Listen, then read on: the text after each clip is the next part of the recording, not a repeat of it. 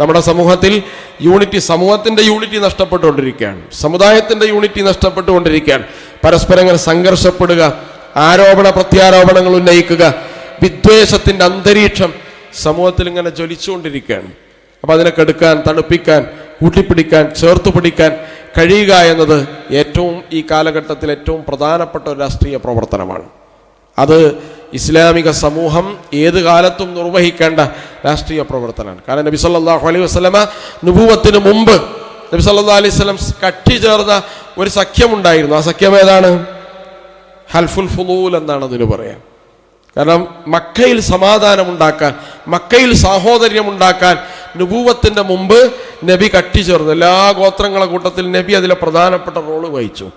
എന്നിട്ട് മദീനയിലെത്തിയിട്ട് നബി സല്ലല്ലാഹു അലൈഹി വസല്ലം പറയാണ്, എനിക്കൊരു മേത്തരം ചുവന്ന ഒട്ടകം ഒരാൾ തരാം എന്ന് പറഞ്ഞാൽ അതിനേക്കാൾ പ്രിയങ്കരമായിട്ട് ഞാൻ മനസ്സിലാക്കുന്നത് അന്നത്തെ ആ സഖ്യമാണ്. അത് സമാധാനത്തിനും സാഹോദര്യത്തിനും സൗഹാർദ്ദത്തിനും വേണ്ടി നുബുവത്തിന് മുമ്പ് നബി സല്ലല്ലാഹു അലൈഹി വസല്ലം ഇടപെട്ട സഖ്യമാണ്. അതുകൊണ്ട് നാട്ടിൽ സമാധാനവും സൗഹാർദ്ദാന്തരീക്ഷവും നിലനിൽക്കുക എന്നത് മറ്റേതിനേക്കാളും നമ്മൾ മുൻഗണന നൽകേണ്ട കാലഘട്ടത്തിലാണ് നമ്മൾ ജീവിക്കുന്നത്. അത് നമ്മുടെ ആരാധനയുടെ ഭാഗമായി ഈ സമാധാനത്തിനും നീതിക്കും സൗഹാർദ്ദത്തിനും വേണ്ടിയുള്ള പരിശ്രമത്തെ നമ്മൾ ഉൾപ്പെടുത്തുക. ജഗന്നിയന്താവ് അതിന് തൗഫീക്ക് നൽകി അനുഗ്രഹിക്കുമാറാവട്ടെ.